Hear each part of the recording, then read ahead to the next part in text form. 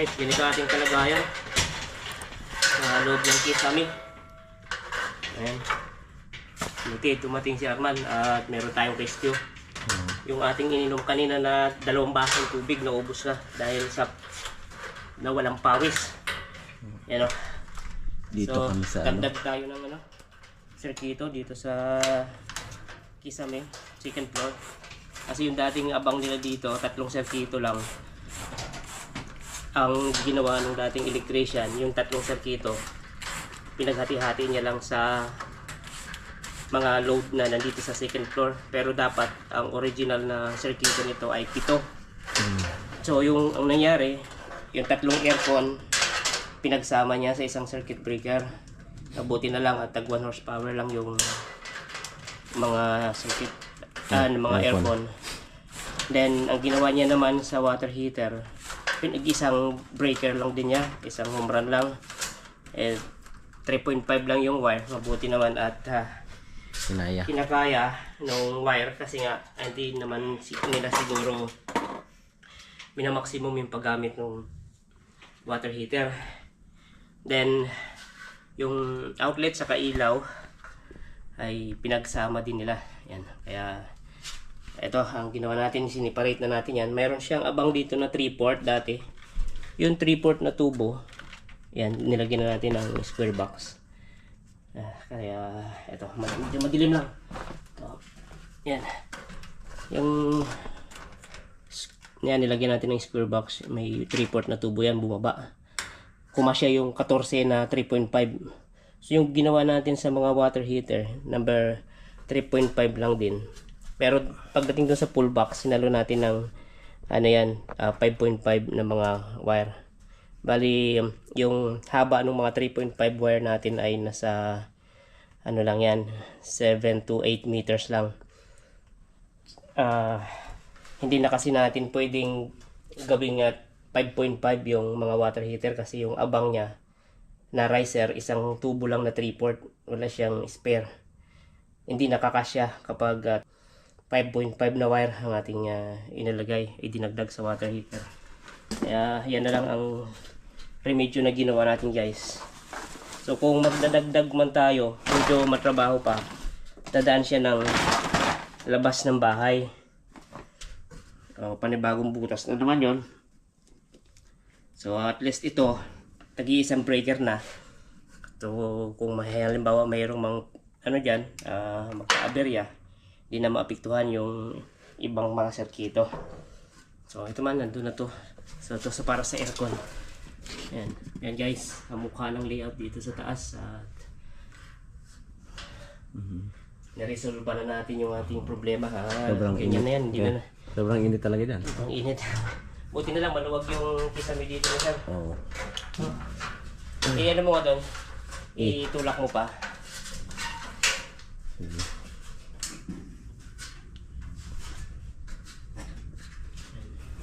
Saan ang ano? Yan.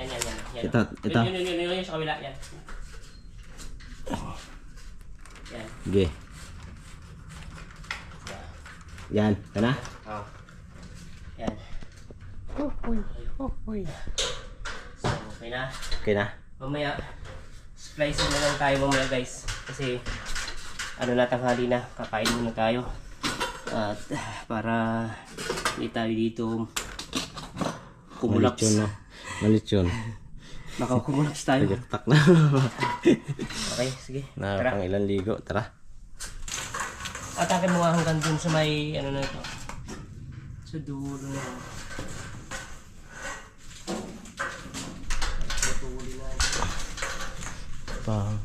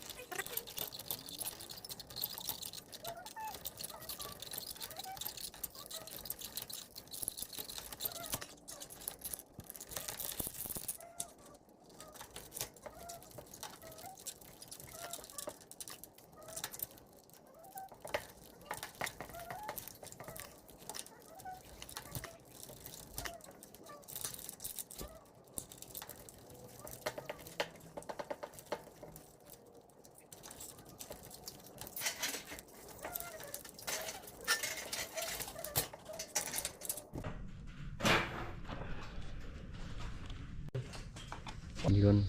Dating reading, no? Sigurado.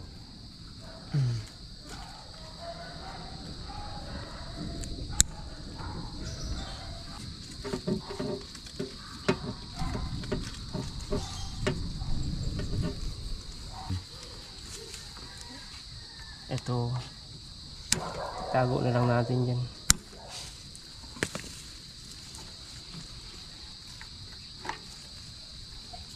Hindi na. Pagdalaakaw dito, pagtuloy na lang.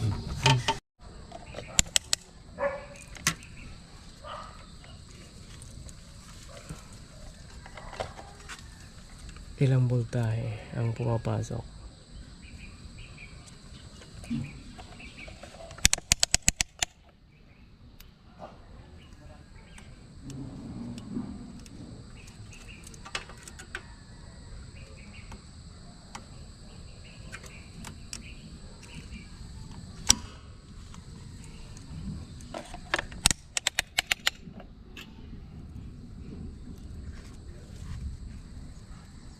Meron na. Okay. Okay na. Yan.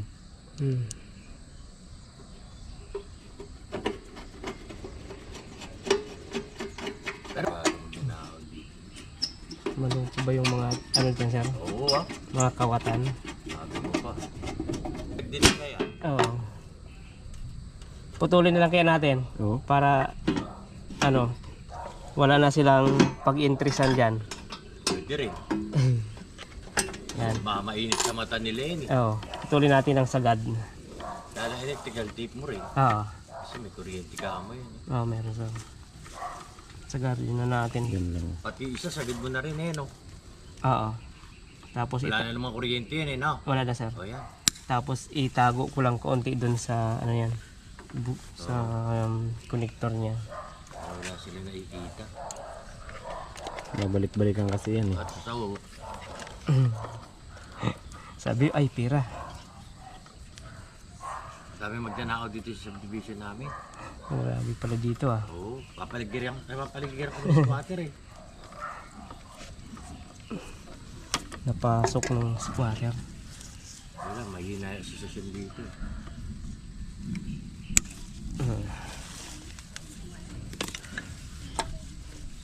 Tapos yun, isagad na natin dun para wala na silang makakita. Wala namang kuryente yan. Wala na. Wala sila nakikita. Wala na silang nasaan.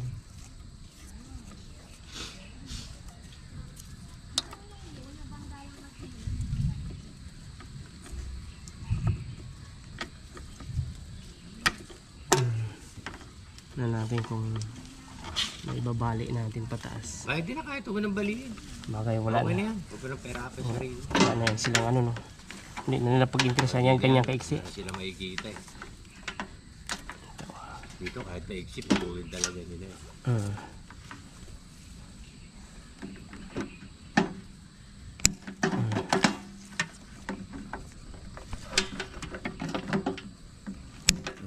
Hindi naman nila mabunot yan kasi umakyat ng kisame yan eh.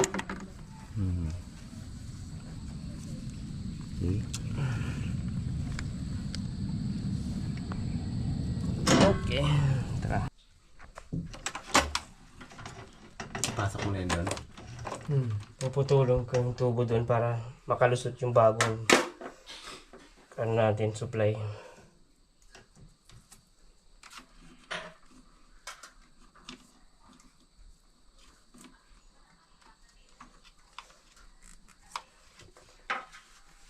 Paano nga itong ilaw? Baka mahulog. Try natin kung hindi nakasolvent. Ayun.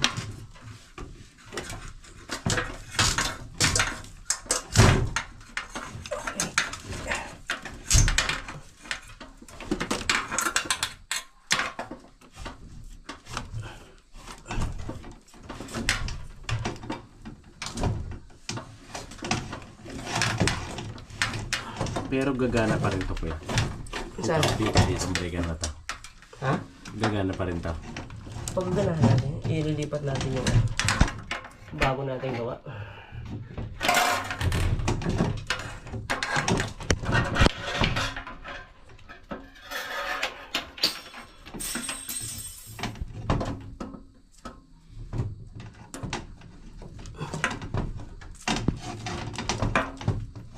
Ah, dati ano? Dati pala yung wire niya. Ito yung sa labas ah. Mm. Lagari. Parang kanina. Mm.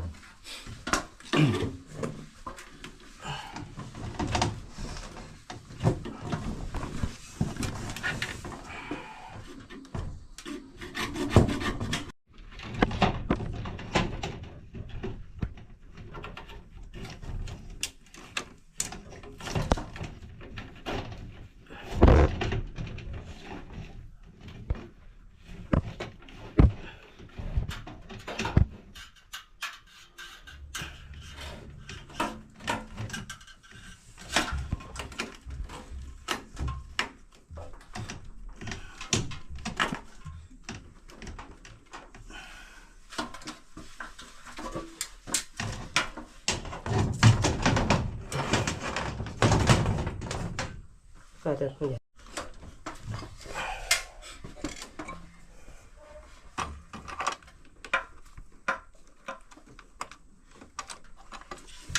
Putulang ko pa pala ito. Yung sa baba pala. Tanggalin ko muna yung paa niya.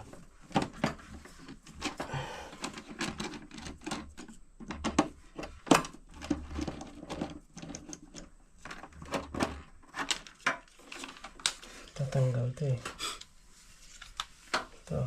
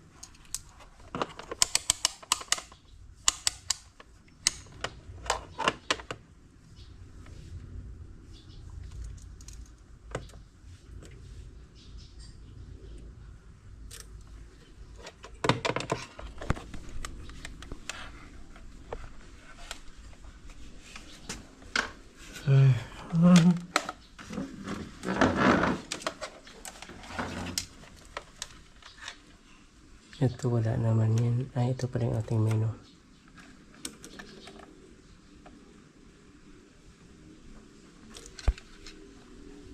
Ito.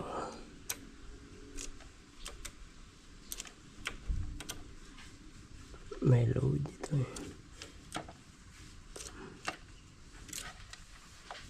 Ito. 4:30 na. Pero ang dilim, no? Ngayon mo ano nga, kaya yun na naman yung mahiwaga. Kasi titik ko yung voltahe. Hindi ko nga na, wala pala si mama yun. Ate ko dyan. Don't you have a membership already? Okay. How's the membership? 250.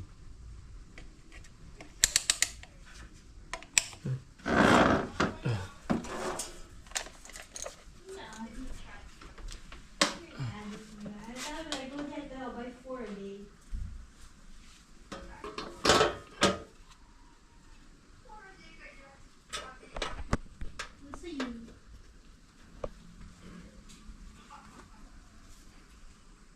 Directory pa pala yan, no? Saka natin i-directory yung kapag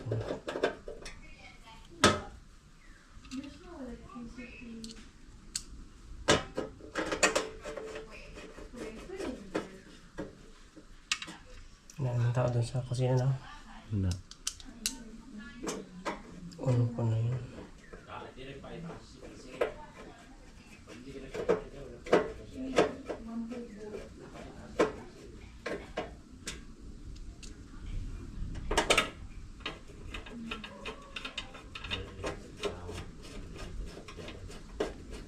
Yeah, Tuloy-tuloy yan.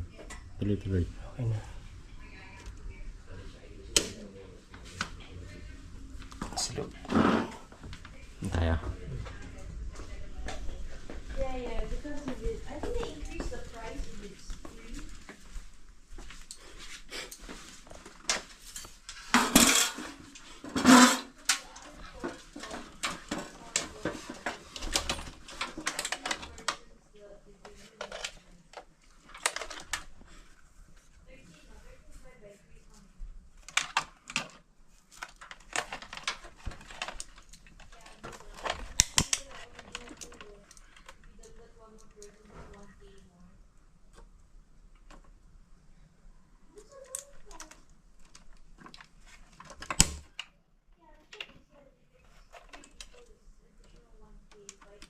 Yun. Yun na lang. Ano na guys?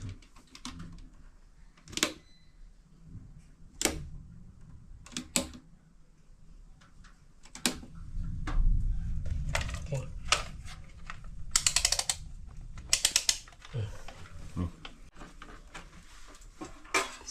Pero